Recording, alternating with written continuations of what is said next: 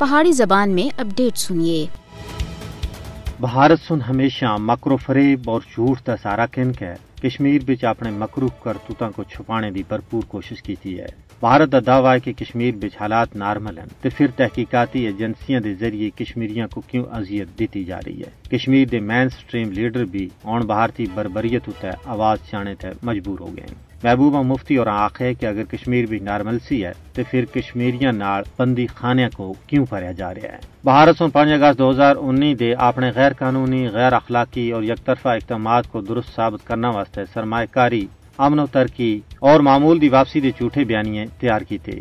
ہندوستان دی یہ بھرپور کوشش ہے کہ وہ ایک ایجی تصویر پینٹ کرے جس بھی لگے کہ کشمیر دنیا دا ایک پرامن خطہ ہے، لیکن حقیقت یہ ہے کہ اتھے سب کچھ معمول دے خلاف ہے۔ کشمیر دی زمینی صورتحال بھارت دی طرفوں رچائی گئی معمول دی واپسی دے بھارتی کھوکھلے دعویاں دی نفی کرتی ہے۔ کشمیر وچ امن و ترقی اور معمول دی واپسی دے بھارتی دعوے ایک مذاق بن کے رہ گئے۔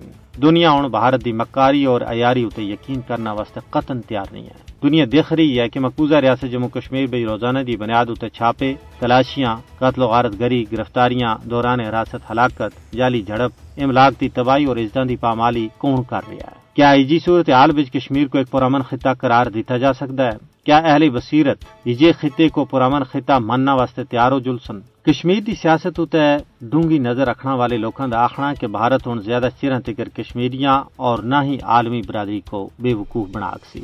اگر بھارت اپنے دعوے بھی سچا ہے تو پھر اس کو اقوام متحدہ دے مبصرین اور عالمی انسانی حقوق دے اداریاں کو کشمیر دا دورہ کرنے دی اجازت دینی چاہیے۔